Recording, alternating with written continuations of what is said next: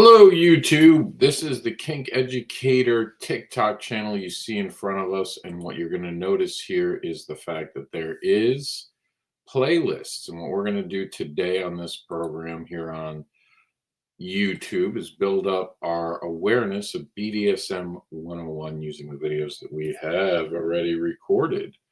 So we're going to open this up and we're going to share it with you. This is all the videos. We have a bunch to get through, so let's do it. Welcome to the BDSM 101 playlist. In here, you're going to find the things that go on BDSM 001. So if you are new or just need a refresher course or want to make sure you got it all down, make sure you start at BDSM 001 and view the different topics and understand some of those very topics will be gone back over. We're actually going to stitch those videos and give it a more advanced look for BDSM 101, because BDSM 101 means you're thinking about actually playing. You've gone through 001, you now understand it, and you figure, yeah, this is something I want in my life. Welcome to BDSM. We're happy to have you. But before you go out there and you start doing things, let's go over the final bit of basics. When you're done with this playlist and module that we are recording over the summer of 2025, your next step will be to go to the KEDU or KinkEDU actual playlist, which is more. So now this is your future. This is where we want you to go eventually, but where we begin is even further back. So there is a 101, but you're not ready for that. We're here today for the 001. So let's get started there. This is something so important. No one video can capture every single possible or needed piece of information for this lifestyle. We are breaking it up for a basic level at 001, and then 101 will fill in a lot more of the gaps because we didn't want to overwhelm and should not overwhelm. And then in KEDU, KinkEDU, or K-EDU, we're going to go into the deeper, more applicationary and down more so certain different kinks and certain different necessities. But no matter what video it is, it's never going to be perfect. No matter how hard we try, there will always be something someone will come up with and say, we should have covered that. And unless we turn every single video into an hour-long video that no one will watch because it'll become so repetitive, you have to understand that no one video is meant to be your entire education.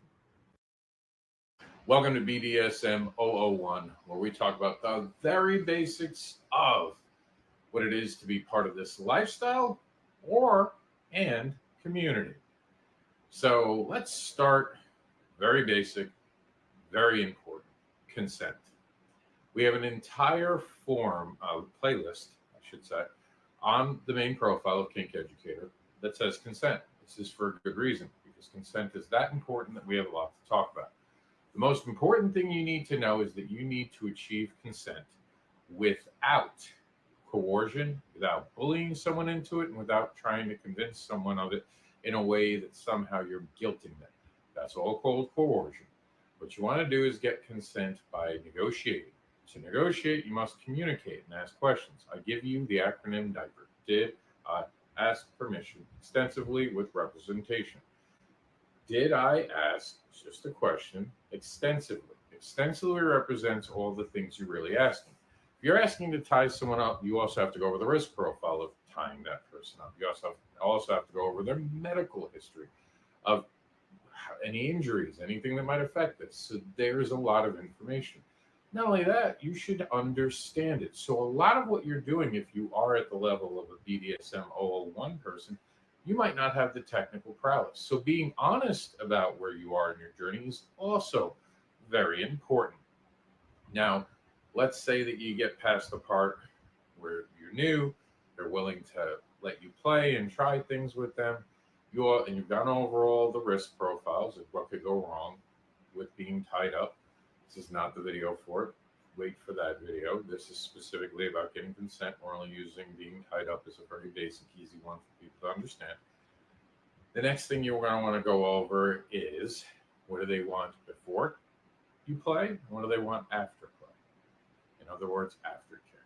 These are important. Some people might want to have their clothing on. They might not want you to take anything on. That should all go into like almost the pre-play. Like don't take this off, don't take that off. That's your plan pre-play. Now, if you're 001, you're not building a dynamic, you're just playing with someone and you're beginning to build things. Consent's going to be needed for every single thing that you're going to do. So, it's a basic rule of thumb. If no one has said yes and consented to it, never do it. This is an 001. There's so much more to go over with consent. The most basic thing is you have to ask a person, you have to be able to communicate your knowledge about it, you have to be able to talk about what could go wrong. You have to be able to ask them without forcing or trying to convince them. You can pitch them something like, oh, I'd really like to try this. Would this interest you? Is different than, hey, I want to try this. And, no one ever does this with me, or I'm not pretty enough, or I'm not handsome enough, or my cat died a week ago. You see the difference? When you have to add something into that, you're not asking, you're guilting. No guilting here, and I'm not doing that hair thing for any good reason. It's just summer. We're in summer classes with 001. So this is an ongoing conversation. Please put your comments below, down there in the comment section, and we'll get to them one-on-one. Consent is an ongoing conversation. It is revocable. Just because someone says yes to something doesn't mean they can't suddenly say stop. Our next video on 001 is going to be understanding what yes, no, and stop means in a lifestyle and how to get around it. Not around it, but get around the idea of these things being somewhat different in our lifestyle. And when you have to listen to them, when you don't. Tune in for the next video. Welcome to episode 2 of BDSM 001, where we go over the basics before you can even start to learn. Let's talk about something that might be confusing for some people, and it's even confusing for people who've been around for a while. So let's get that confusion out of the way right away. No? Stop? Don't always mean that? Say what? So here's the idea. When someone says yes, they mean yes. It's that simple. But when someone says no, it doesn't always mean no. When someone says stop, it doesn't always mean stop. You want to know how you can tell the difference? It's really this simple. Have a conversation with the person and ask them to implement safety words and safety actions. So what are safety words? Any word you pick to make play stop. If you want to go very basic, you can, of course, and this is in our safety playlist, you can look at the BDSM safety light system, which uses yellow and green to communicate within a team without breaking the system. What's going on? So if a top were at the bottom, what color are you? They can go green, yellow, or red. Now, if a bottom needs to communicate with the top, they can use yellow to slow down, red to stop, and come talk to you and let you loose. Now, you can expand on this, but because this is BDSM 001, we want to keep it very simple at this level. As a great way to communicate. Other ways to communicate, sometimes if you can't be verbal, snapping your fingers. Very often, especially when you're new, it's unlikely your hands will be down to the point where you won't have use for your fingers. You can do signals like one finger up, a pinky finger up. You can do other things such as clapping your hands if that's possible. Not everyone's going to be tied up. I like the dog clicker. If you can get a training clicker, if you and your top or as a top give your bottom a clicker, that can work. You can find it at any pet store. They're not expensive. I also like the nonverbal check-in. If you're top starting out today or recently started, make this part of something you do. Every time you start to play with someone, tell them that you're going to communicate this way. Tell them to hold out their hand and have it open like I did. Put your 2 fingers here and say, if you don't squeeze when I put my fingers in your hand like this, our play is done. I'm going to untie you and we're going to talk about what's going on. People do go nonverbal, and that's an important part of 001. So now what happens if someone's playing and it's that playful thing, especially in the vanilla world, that sometimes people are coming over from when they mean like, stop, stop, no, stop. And they don't mean stop. We all know what happens. Until you communicate and negotiate and figure out what that is for you guys. In other words, will stop mean stop? Are we using plain language? Or do you have to use a safe word or a safety color? That's important. Same thing with no. But until you establish through consent that these words don't mean that, then they mean that. And just because someone has trouble saying no to somebody in play doesn't mean anything, because we should never be renegotiating in play, which will get its own 001 in the very next issue or part of this series. So I know it can seem a little complex, but until you've negotiated it, don't assume anything. Does that make sense? So no is no until you guys agree that no doesn't mean no anymore. Someone can just express that, especially if someone's in pain or being tormented. They're going to say no sometimes and not mean it. Same thing with stop. But until someone gives you consent for them not to mean that, always listen. And make sure a yes is not necessarily an enthusiastic one, but an informed yes. Consent should only be attained once it is informed. We went over that in another video, but we're going to keep going over that idea. They're going to be running themes through all of these videos on purpose as we build your knowledge. We're starting slower. That's why we're doing these episodes in order, and they'll be order in the they will be in an order in the playlist. So let's move on to our next topic. Welcome to BDSM 001. Today we're going to be talking about negotiation and renegotiation. So the idea of negotiation is basically when you and another party get together, maybe multiple parties, and you have a topic. And for us, it's often going to be negotiating about play at first. Later on, we'll talk about negotiating in a dynamic, but for today, it's going to be setting up how you're going to be playing with someone in a scene. A scene can be referred to as the local community and or the play scene, and like what's going on. Think of it like a play that's being put on. To put on that play, especially in early days, you're going to need to sit down and really discuss, kind of almost make a script. So and especially at this newer level, we want to look at this as writing a script together that you guys are going to perform out. Now, this is where you're going to go negotiate the boundaries of the play. Now, because this is a scene, only the things that are negotiated in here, in other words, talked about and agreed on, are things that will be allowed to be done. Perfect example. You sit down with someone and go, hey, I would like to tie you up. They'll ask you, especially if you're new to them, how much experience do you have? What are you thinking? What kind of rope are you going to use? Yes, rope could be important. Some people are allergic to certain types of things like cotton, like hemp. So that is important to disclose. How are you planning to do this? Where are you planning to do this? And why are you planning to do this? Is this just to tie me up and watch me try to escape? Is this to tie me up and just watch me? Or do you plan to mix something in? A lot of times we mix things in. Like, am I going to touch your body? Am I allowed to kiss your body? And all of these things need to be negotiated. Until you've asked out loud for it, it's a no. And you keep it that way. At this level especially, you have to understand what you're doing. And if you don't understand what you're doing, tell them that. And if or possible, have someone be your spotter. A spotter is someone who can watch you guys play. It's very helpful with suspension. And no, you're not ready for suspension. I'm talking regular floor bondage. And I want to make sure you understand that even at this level, maybe having someone watch can be helpful. If you don't have that person, then just tell your partner exactly where you are in your journey.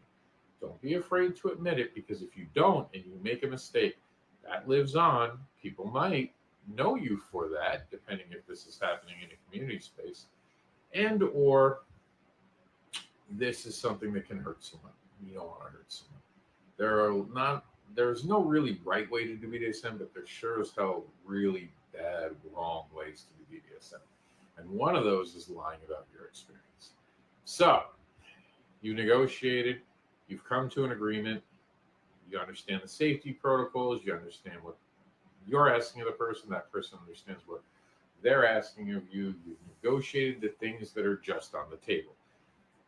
Keep it basic early on. You're not building a dynamic. By the way, a dynamic, you've heard me use that in these videos repetitively. It is a kinky relationship with boundaries, and it has many negotiated moving parts to it that you're not ready for if you're watching BDSM001. We'll get to that in 101. For now, you need to know all of this just to begin the idea, getting ready to play. These are the fundamentals you need. Don't rush the process. So back to our main topic. So what you really want to do is make sure you're asking for everything you want. And if you don't ask for it now and your scene starts, there is no renegotiating unless you've negotiated that. And if you're so new, that might be something.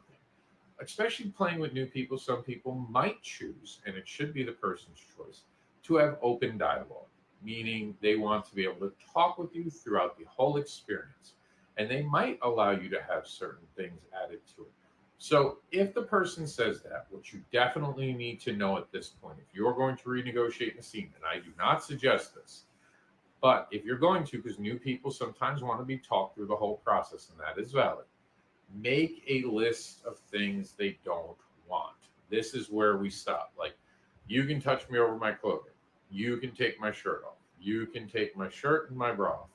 Know in a sober moment, in other words, because there's going to be a lot of chemicals. We're going to go over that later in the 101 modules, how our minds have chemical floods that will affect our judgment and even how we can or cannot communicate with other people and negotiate with other people. So keep that in mind. So let's keep it real. Let's keep it to the point right now. When you're negotiating, you want to make sure you're asking for things. Even if you're in the middle of a scene and someone said that you guys can talk and negotiate in real time, there still needs to be boundaries before the scene starts, and it is your job as the top to never violate those moments. You do not renegotiate during a scene unless this has been obvious and boundaries have been preset. Never play with someone who goes, "Oh, I don't really have any boundaries." Make them tell you the boundaries, because that is a recipe for bad stuff. We're going to talk about scene and lifestyle and community in the next video, just so we can make sure we clarify that. And I'll even give you a couple tips on places you can see and go to learn about events in your local area. What is the difference between a scene, a community, and the lifestyle? I'm going to explain that to you in this episode of BDSM001, what to know before you play. So let's start at the very basic. Believe it or not, the very basic is going to be lifestyle. Because whether you are playing on the weekends or just curious about it, or you are in to learn how to become a 24/7 all the time player of kink, and it is play until it's not. And we'll talk about that later in a module.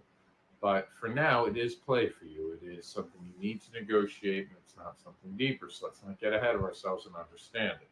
The lifestyle is generally people who are kinky, that this is affecting our lifestyle. At one point, the lifestyle was considered to be someone who was only 24/7. That has changed over the last couple of years and is now generally referred to anyone who is kinky or engages in kink. Language is going to evolve, and we're going to talk about that in one of the modules coming up. But for now, just understand our kinky language has changed and will continue to change as time goes on. With that in mind, understand that the lifestyle for now is being identified as anyone who is kinky. And there's a majority of people who play at home, who will never come out to a community event, which we're going to talk about in a second, and only experience it from the outside point of view. And we're going to talk more about that as well in the educational manual, which you're already on that journey, but there are some things about education we will go over. Probably very soon in these modules, but you've already been here, so let's continue on this. So your lifestyle is just people who are kinky. Look at it that way. Moving on, a scene. Scene can be one of two things in this lifestyle. The scene is generally the area or slice of a community that is either to a certain event or a certain area.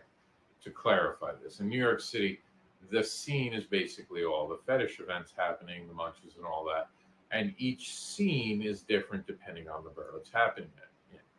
Now, individual people are running individual parts of the scene. So there it can be the kinky underground scene or the BDSM scene. It's just a mixture of all the different areas, kind of what's happening. When you have a bigger community, it's sort of hard to just say, well, that is blank slice of the community. Like that's using New York as an example, that's the Queens, slice of the community, because there might be a lot of all at once in Queens, and there isn't like a standout community. Well, if you take yourself to Florida, you might have a slice of the community because it's just one or two people running that.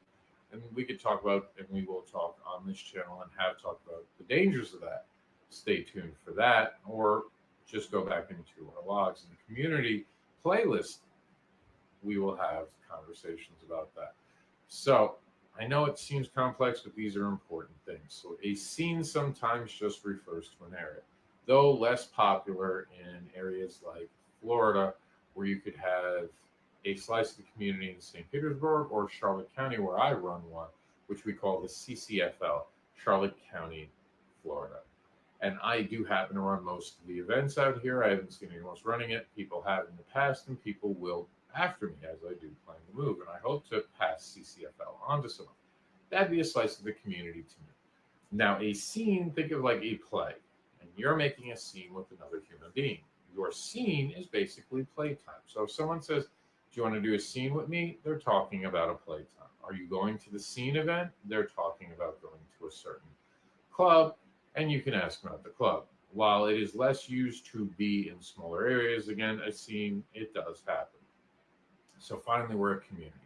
Community as the overall reaching is anyone who shows up in public that is kinky. There is no gatekeeping who gets to show up in our community. However, those who get to stay in our community is something that we do get to control. Some people do become a little dangerous, and we do ask them to leave. The community stretches the entire globe. So that's why we talk about slices of the community. So if someone's saying that they're talking about things that happen in the community, generally assume they mean the overall community. Sometimes they will say, well, this is our community. And I'm not going to say they're wrong, but that makes it confusing. Generally, people should say in our slice of the community or in this part of the community. Those are more accurate, as no one can speak for the entire community. I hope that helps. I know some of this stuff is somewhat tricky, but you just entered into a tricky lifestyle.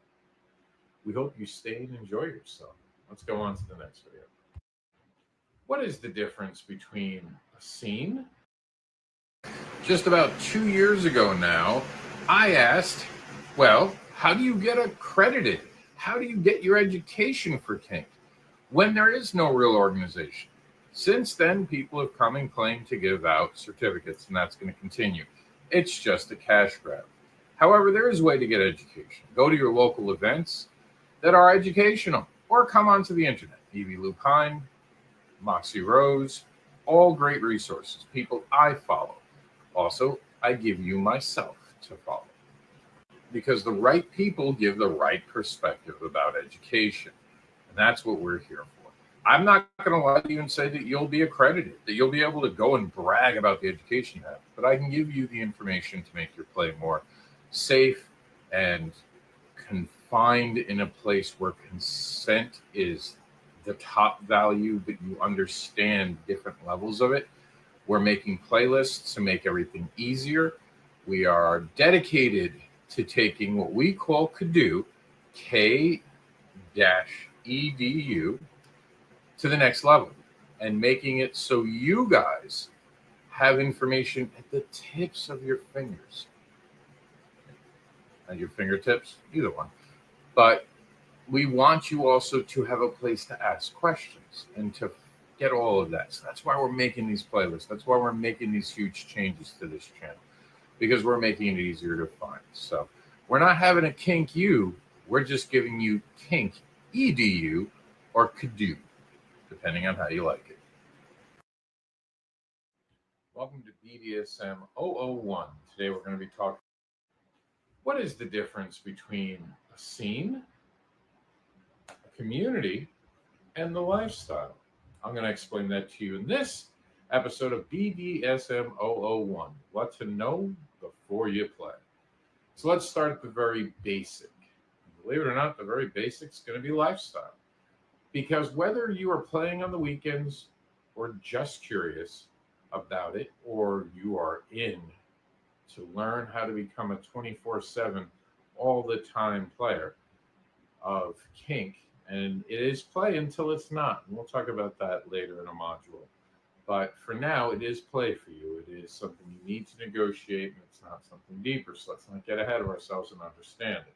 The lifestyle is generally people who are kinky, that this is affecting our lifestyle. At one point, the lifestyle was considered to be someone who was only 24/7. That has changed over the last couple of years and is now generally referred to anyone who is kinky or engages in kink.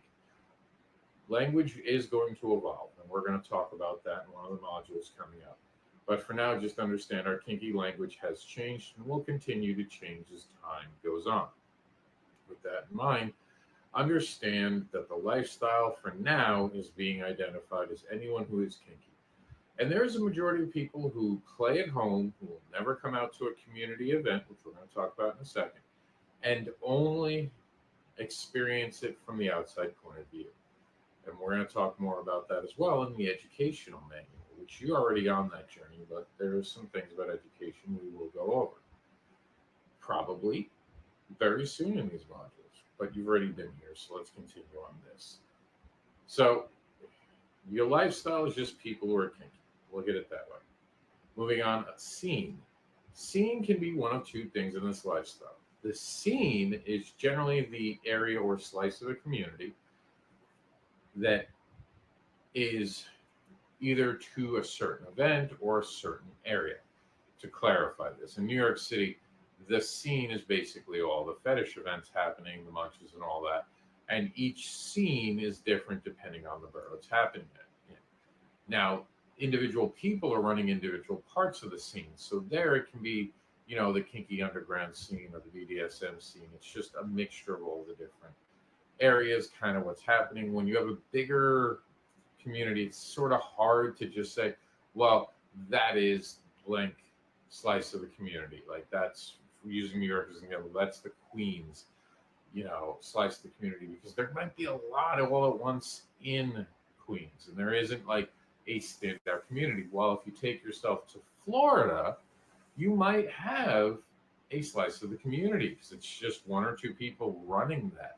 And we could talk about, and we will talk on this channel and have talked about the dangers of that.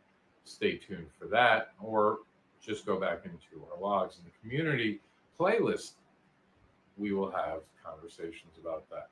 So I know it seems complex, but these are important things. So a scene sometimes just refers to an area, though less popular in areas like Florida, where you could have a slice of the community in St. Petersburg or Charlotte County, where I run one, which we call the CCFL, Charlotte County, Florida. And I do happen to run most of the events out here. I haven't seen anyone. He has promised to himself, never ever touch alcohol again for the rest of his life. If Superman understands the dangers of alcohol, so should you when it comes to doing anything kinky. There is problems with ability to consent. There are problems with just thinking and being able to control yourself. Alcohol is not your best friend when it comes to decision making and following boundaries. So do yourself a favor. Say no to drugs when it comes to play. It'll make everyone happier in the morning, and you won't have a hangover that might include now being a consent violator. He has promised to himself.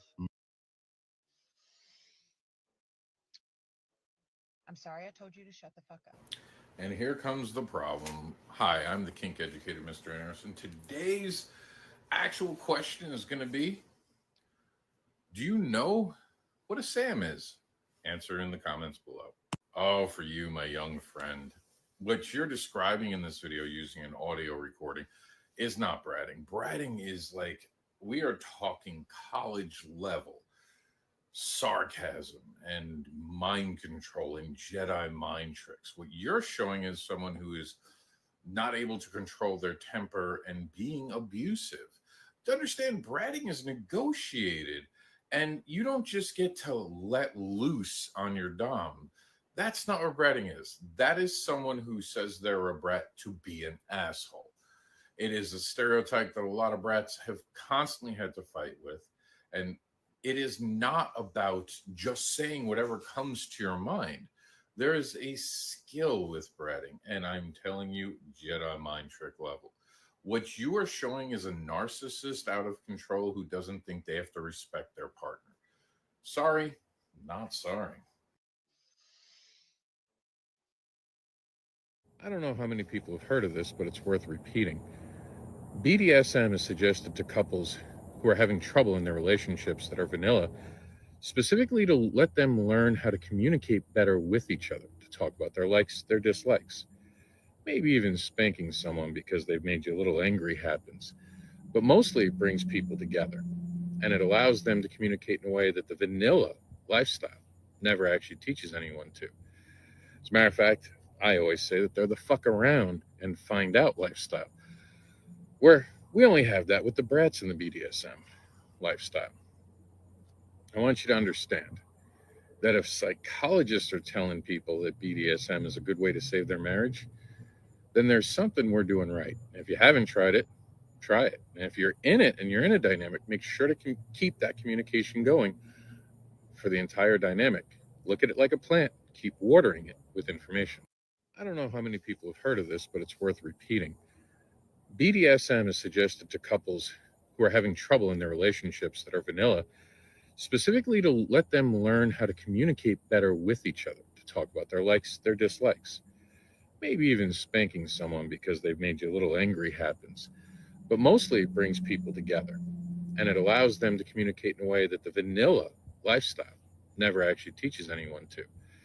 As a matter of fact, I always say that they're the fuck around and find out lifestyle, where we only have that with the brats in the BDSM lifestyle. I want you to understand that if psychologists are telling people that BDSM is a good way to save their marriage, then there's something we're doing right. If you haven't tried it, try it. And if you're in it and you're in a dynamic, make sure to keep that communication going for the entire dynamic. Look at it like a plant, keep watering it with information. Here's something that might shock a lot of people, but did you know that DOMs actually like aftercare? That's right.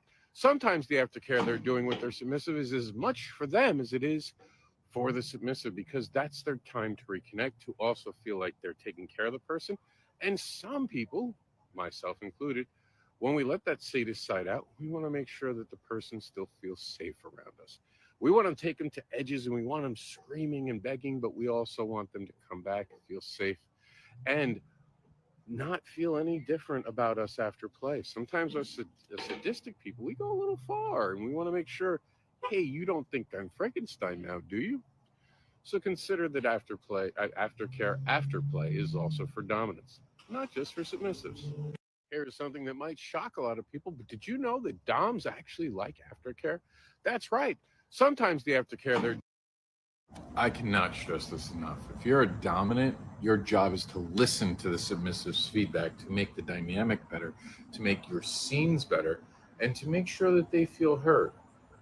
I hate when dominants bang their chest and say, I know what I'm doing. It's going to be the way that I want it to be. Fuck off. The things you're doing aren't being done to you. Listen to your partner, hear them out.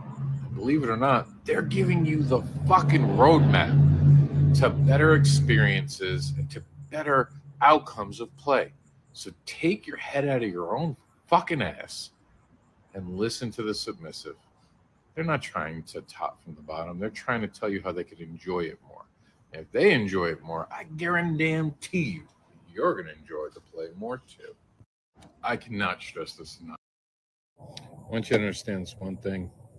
You're not playing with an object. We might objectify some people, but you're playing with a human being with a mind, emotions, feelings, and a body that sometimes can have problems. Most humans can't be the same person they are every single day like a machine. There are going to be some days they might be sore, they might have headaches, they might not even feel like being that certain way that you want them to be.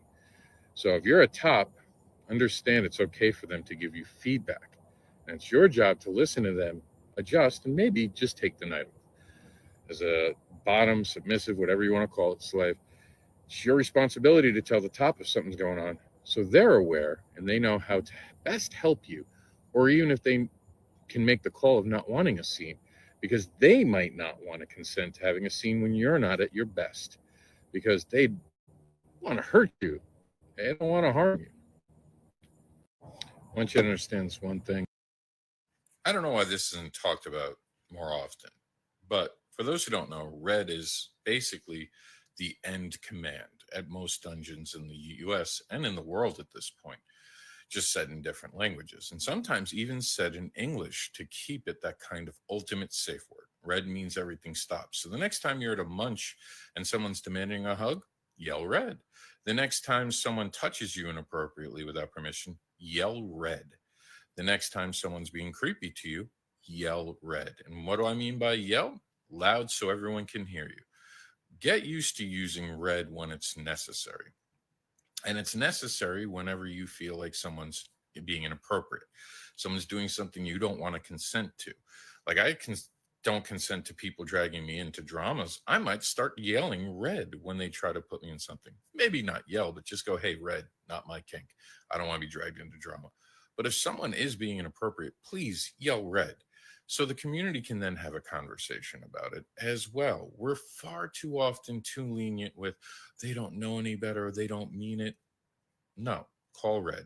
Red's there for a reason.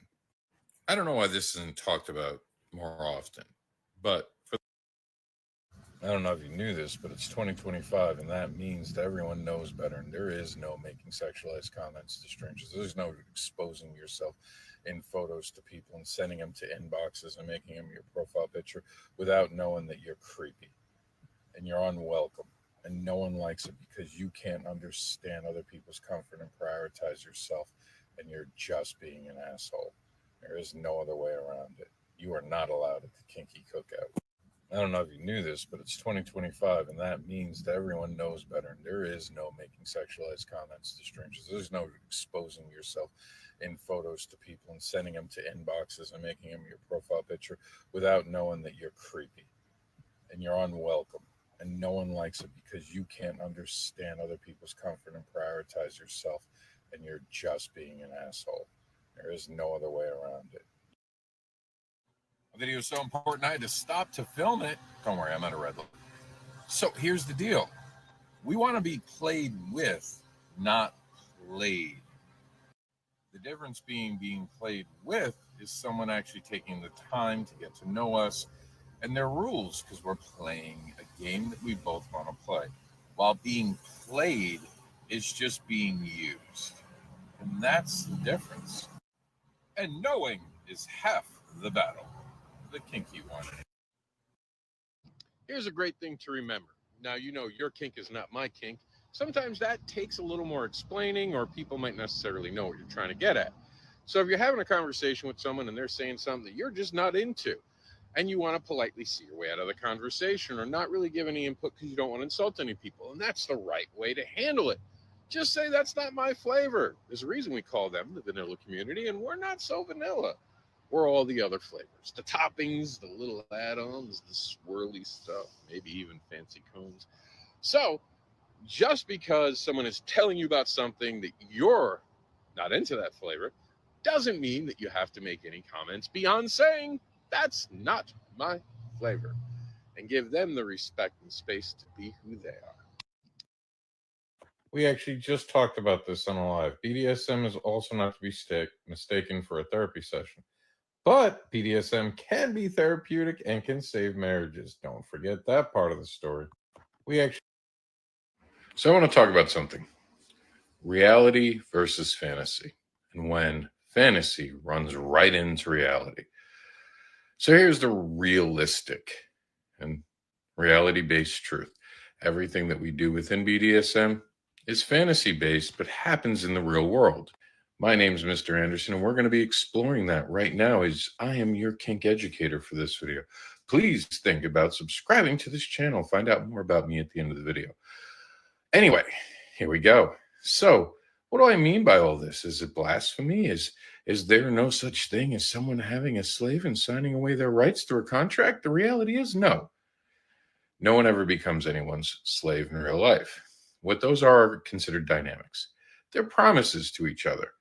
They are us promising each other that we'll live up to our end of the bargain within the dynamic, but at any time, either party or any party can revoke consent to being part of anything within that. There is no 24/7 slave.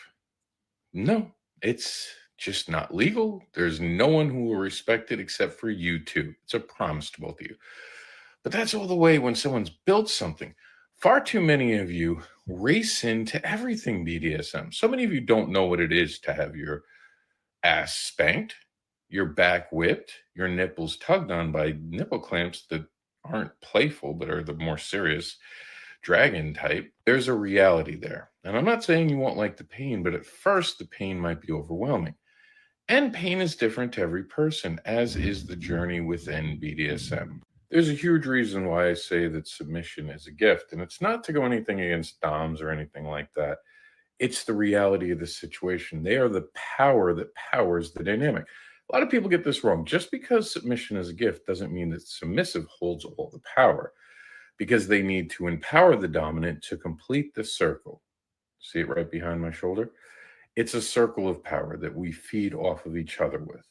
But it's all based in fantasy while we're doing things in reality. So we have to remember that they're a human being. They're not an object. They're not interchangeable. And it really makes me angry when so many dominants think that they're just a part that can be placed anywhere they want. That's not it.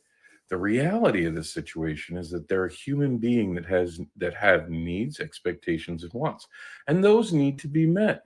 Being a dominant doesn't make you uber powerful over a person if you're not listening to that person. Savvy? Do you get it? Are you hearing me? The reality of the situation is that you're dealing with a human being who has these unique interests and you're trying to fulfill them. You empower each other and you set each other free in the world when you're with each other. But be mindful of that. There are limits to these fantasies when they hit reality and they crumble in reality. There are no laws to protect your honorifics. And yes, someone can decide just one day, as heartbreaking as it might be, or as angry as it might make you, that they're going to revoke their consent. And if you're getting angry, well, that's on you. You have to realize that you have to do your best to hold on to listening to a person and cultivating a stronger dynamic. I don't know what else to tell you, but I hope that you hear me. Kink is just based in fantasy, even when we're doing it in reality.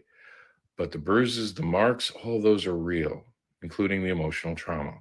So you treat someone as good as humanly possible within the dynamics. Yeah, you might get away with spanking them, but abusing them is something that'll stay a lot longer than the marks on their ass. So if you're an abuseful asshole, leave our community.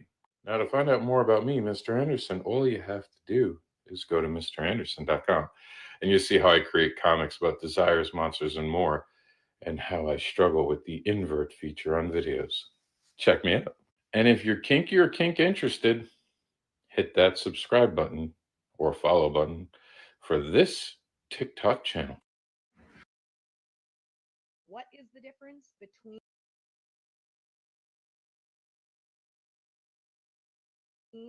these two?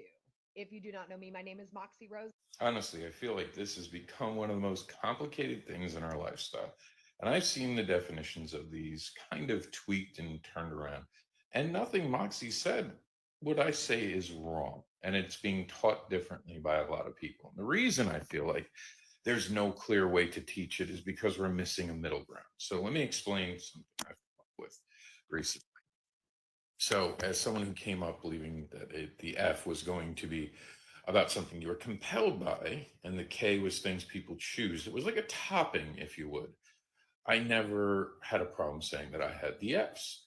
But recently, the attachment of sexuality being so prominent on it has made me like, well, wait, I don't need to have sex with the things I do. I can tie someone up and enjoy it and not need a sexual anything. What do I do then? How do I call that? So here's what I've come up with that I think is the simplest way to kind of explain. So a kink is anything that people would consider abnormal and they think goes outside the normal parameters of vanilla lifestyle. Well, that would include spanking, which is kind of becoming gray, choking, which is becoming gray as well, whether or not, because a lot of vanilla people are doing that, but bondage is still pretty much on the kink side. And then electric play, and you keep going, edge play, you know, whipping, leaving bruises, all that. All of them start as kinks because they're just not normally done in a vanilla thing. It's the nicest way to put it. Normally done. So it's abnormal to vanilla people. So that's an easy way to think of it, right? So everything's a kink. So everything we do in the lifestyle is a kink. Pretty simple. So then you have two categories beyond that. You have a compeller. Well, it's still three categories. Let me explain. So you have two other categories, is what I'm trying to say. You have a compeller and you have a fetish, DF. So now the kink is something that everyone can try, vanilla or not. You can try it. You enjoy it? You might do it again. You might open that forbidden door and never be vanilla again. Welcome to the club. But something that you're compelled by, like for me, tying someone up, that's always been something that came before anything to do with my relationships. I had to be able to have someone who I could tie up to be in a relationship. I was compelled by that. That was the perfect word in relationships. This is what I sought out. And I've made the argument about it being sort of like a sexual orientation, but again, it doesn't have to be inherently sexual. It's just something I want in my life. And I've played with partners who are asexual. I have played with partners I never interacted with in a sexual way because our orientations didn't line up, but we like to play. And that's something important to know. And that's why the compeller is such a great thing, because these are things we're compelled by. And there are things that our people will have that are fetishes that require some sort of sexuality to them. And I've debated this back and forth. For me, I think I'm compelled by things. I don't necessarily know that I have anything that has to be sexual. So I think saying compeller makes it almost like, hey, listen, I'm compelled, or I have a compeller that is bondage. This can send, if we can get this wide enough, a message to the person I'm talking to that I want to play with, that I'm not looking to have sex with you. I'm looking to do bondage, maybe some other things.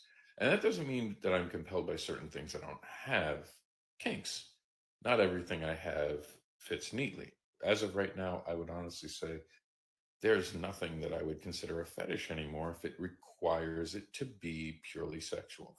Most of the things I have are kinks or compellers, like compeller bondage. 100%. I did it to myself. That's how I started. It's always been in my life. It's been part of every relationship. As a matter of fact, if someone said they were over it, or our relationship would end, or dynamic would end. And there are people who try something, they don't like it, but it's just not for me. So what I teach now is that there are kinks. There are the things that are different from the everyday vanilla lifestyle. They're the compellers. These are things you need in life. These are things you want in your dynamics and your relationships. And then finally, they're the fetishes. These are the things that you need and are compelled by for sexual reasons. Like, you can't get off if you don't tie someone up. That's kind of what a fetish is supposed to be, if you go back to the original definition, which is what we seem to be doing. I think Moxie did a great job in something that's very complicated. And I think it's so complicated because we've only had those two choices. I think by adding compeller, it'll neaten it. It'll make everyone feel like, hey, I can say to someone, once the word goes wide, I'm compelled by bondage. This instantly signals you're not asking for sex. This is not something sexual. And that you just might want that. And if we can get enough people to be wise about that, they'll be like, oh, okay. This is already telling me there's a boundary. How awesome is that? We haven't had a word that comes with an instant boundary. Now, someone could, of course, say, this is a compeller to me, but I also would like to be a little spicy with you, as the content creators on here say. So, something to consider. I swear to God, sometimes things have to be repeated. Today, someone asked me, as a kink educator, where did you get your certification from? Let me tell you, that's the first red flag. There are no certifications in under the BDSM. For something to be certified, just so you understand it, and so I'm not trying to just be a jerk about this, it has to be something that anyone else will take serious. If you hand me a certification from anywhere that says you're good at something within the BDSM, I'm going to laugh.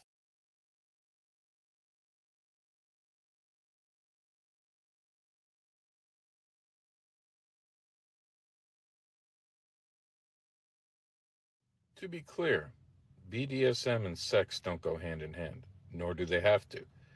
You may want to play with someone and never have any sexual experience with them. That's perfectly fine.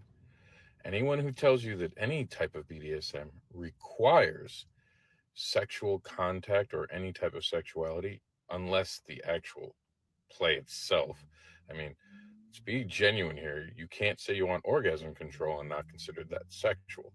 However, if you don't want to do something sexual, you can always say, I don't want to. This goes for tops as much as bottoms. BDSM is not inherently sexual for everybody. Some of us can enjoy just tying a person up and playing with them and it not becoming something sexual. Some might need sexuality involved. Be honest about that up front. Let your partners know what you're really looking for and find partners that fit you. That's it, kids. Again, run from the people who tell you you have to be sexual with them.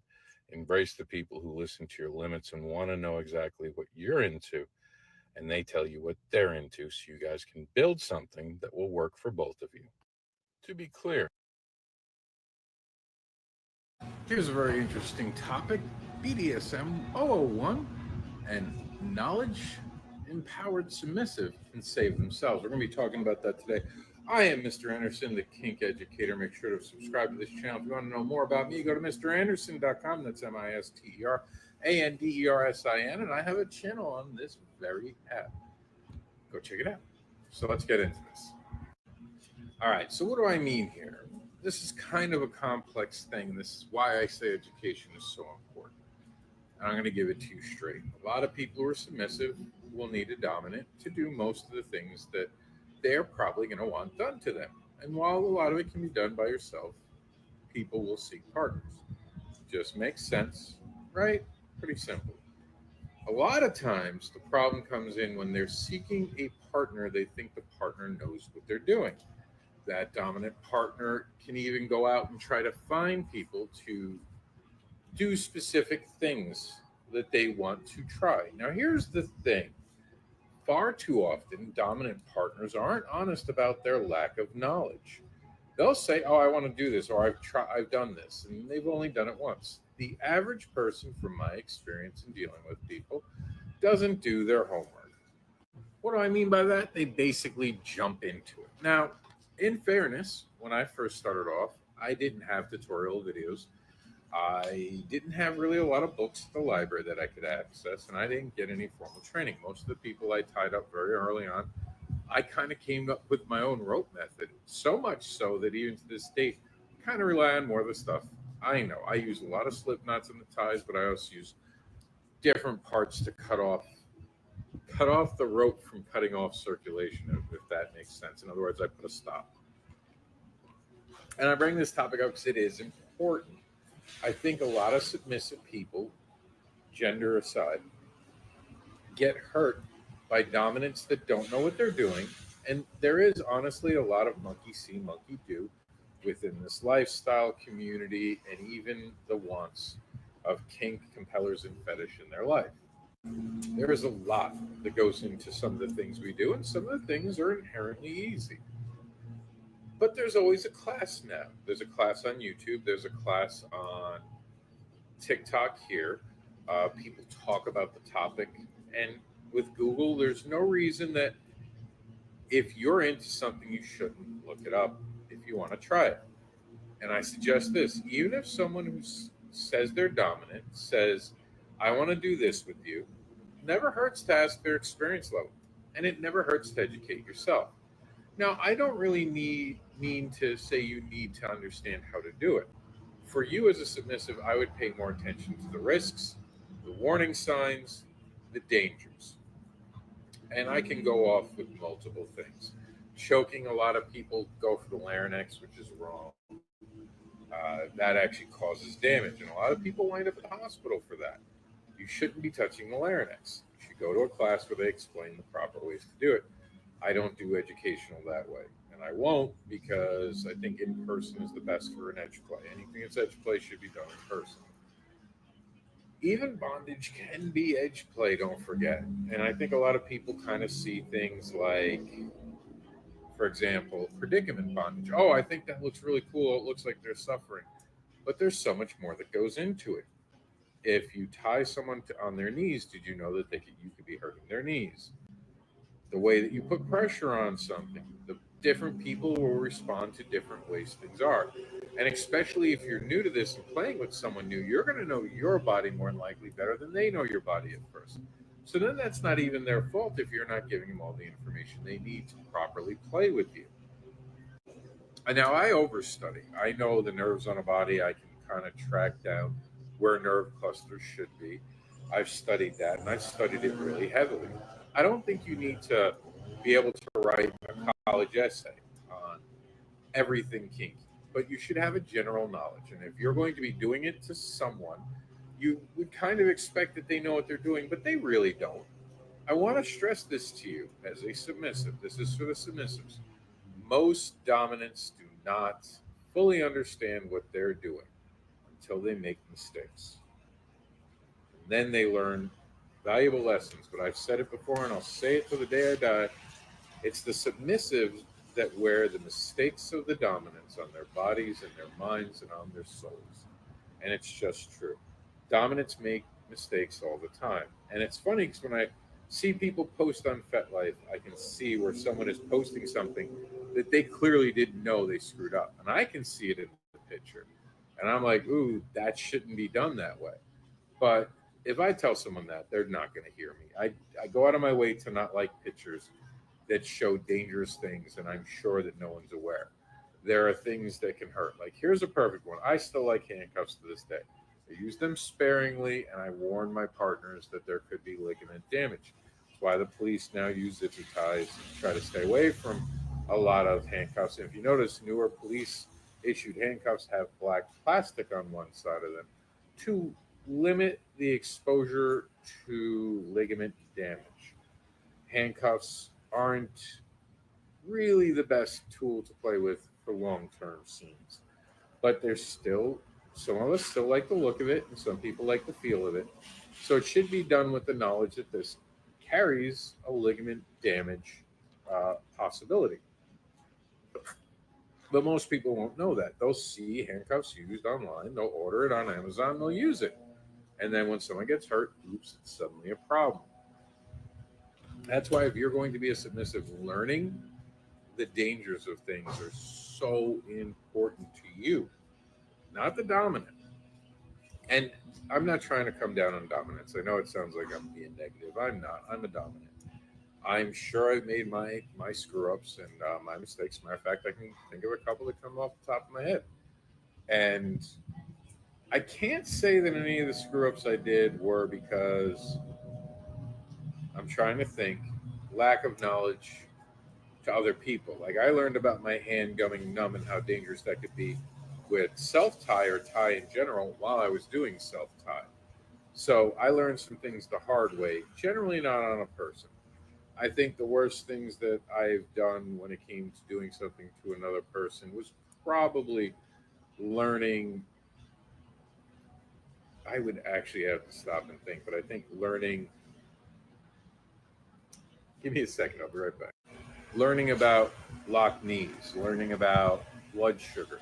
That was something I would wind up learning later and realizing how dangerous that can be in play. And I hadn't known. But when I discover something like that, I study it. Before I do something, I study it. Not everyone is like me. Most people, like I say, it becomes monkey see, monkey do. So as a submissive, it's smart for you to know it as well and to understand it and be able to tell the person you're playing with. And this does not make them bad, but hey, the thing you're doing right now, it's not working. Don't do that. I can feel this. We'll talk more about it after play. Or, please don't use that on me. You haven't cleaned that. And having that wherewithal. And you kind of have to have that until your partners prove that they can be trusted. Because I've seen it a lot of times, people just reaching in dirty tool bags that they never clean and have played with other people and expect to use sharp objects. Even whips that can cut skin become dangerous. Just because something's hanging on a wall anywhere, like there are dungeons that have toys you can use, you can't assume they're clean. I'm not saying you can't play with it. I'm saying you should. A lot of times, alcohol wipes can do a lot of good. Certain things might react badly to alcohol, and you need to know how to clean certain implements. But overall, if you as the submissive have the knowledge, and if you call out a dominant just enough, they'll start doing their research too to understand things better, and everyone will be safer for that. Ultimately, should it be the submissive's job to look this up and to be as knowledgeable as the dominant? Yeah, honestly, it should be. And it's not how it's always going to be. But remember, it's your body on the line, not the dominance. So you might want to take, I don't know, a little bit of investment in knowledge to keep you safe. Because a knowledge-empowered submissive can save themselves. And the dominant might not even realize the mistake they're making because they didn't get that far in learning. Food for thought. Here's a very interesting showing off your hot dog on a profile picture and certainly sending. So normally when we stitch our own videos, it's because it's a correction video. This isn't going to be that. Someone was a little upset about this and thought we were body shaming men. I had a very civil discussion and explained it had nothing to do with that, but had to do more with the way that certain things have been misused with the hot dog and sending unsolicited pictures. But to clarify, unsolicited pictures to anyone is not good and violates their consent. Both tacos and hot dogs should not be shown as profile pictures. Save your army's privates for the right people who have consented to have your army invade, whether it be their inbox or themselves. Call it a consensual deployment, but most certainly never use those army privates for profile pictures. As for the chest plates and the buns, I'd say those are fair game because you can even get away with showing most of that with a little bit of electric tape anywhere on the internet. Showing off your hot dog on a profile. Look, there's no right way to do BDSM. But as we've said before, there are definitely wrong ways. One of the wrongest things that you could ever say is the top or any honorific that gives you this power of submission, which is really the gift of submission from someone, is for you to tell them once they agree, they can never change it and they can never go back. That's what I don't like about contracts. There are no such things as contracts. Those can be guidelines if you want, but contracts have to be legally binding. Those can't be for very serious reasons that we're not going to go over, but if you'd like me to, I can do a follow-up video. The point of this video, to be very specific, is never tell a submissive that they can't ever take back the control they give, because they can. And if you ever stop them from taking back that control over them from you, you start going on a list that you don't want to be on. Respect their call. Look, there's no right way to do it. Some very simple advice for the men out there. Showing off your hot dog on a profile picture and certainly sending it to someone in their inbox is probably the worst thing that you can do, and horrific that you think it's okay. I know you want to be nude on your profile picture, but not everyone wants to see that. I can't tell you can't do it because some sites allow it. I'm just suggesting to you not to do it. Not to say that you can't have it in your actual profile. You can have pictures like that in your profile. Just don't make it your profile picture, the main thing we see. And you're not allowed to send those hot dog pictures without consent, because that is a consent violation if you're sending it to someone's inbox. Can't believe I'm saying this as we're going into 2024, but some of us haven't gotten the memo yet. Maybe now you've gotten the memo. To keep your hot dog in the package, your clothing, when it comes to inboxing someone, and my personal suggestion, your profile picture. Some very simple advice for the men out there. No one owns BDSM. It does not matter your kink or fetish. It does not matter your title or honorific. It doesn't matter when you join this lifestyle community or any other position you consider yourself in. What matters is your connection to your kinks, your fetishes, your connection to BDSM. It matters how you've sought out education for everything under the umbrella that interests you. It matters that you obey the boundaries of others and set your own. And only play when you have consent. DIPE, did I ask permission? It doesn't matter the acronym you use as long as you're using a knowledge, an ideology that will keep you and your playmates safe. But no one will ever own BDSM. There are no monarchs or presidents, dictators, mayors, or anyone else that can tell you how to play. As long as you're not hurting your partners, doing the best to keep play. So we're going to stop here. We're at an hour and about 5 minutes. We're going to go for a part 2. I don't want this to be 2-hour long video. So right now we're going to hit pause, come back. We'll restart this video for the part 2. Thank you for tuning in. And remember, you can find us here with new content coming in the next couple weeks like never before, as every live program that we have, for the most part, will also air not exclusively, but we'll have an exclusive bonus feature to a lot of them here on YouTube, where we can actually speak our minds and get away from TikTok censorship. So we might be ending some of those videos over on TikTok a little sooner so we can invite people back to this very site. So hit the subscribe button and stay tuned for part 2. And remember very quickly that BDSM is not inherently sexual. It is mental. It is meant to be communicated, negotiated, playlists, risk profiles, medical history, and so much more, including aftercare, has to go over, and safety, of course. So stay tuned for more education, as it's important we all learn how to properly educate each other when it comes to this lifestyle. Once we get past safety protocols, it really isn't one size fits all at all.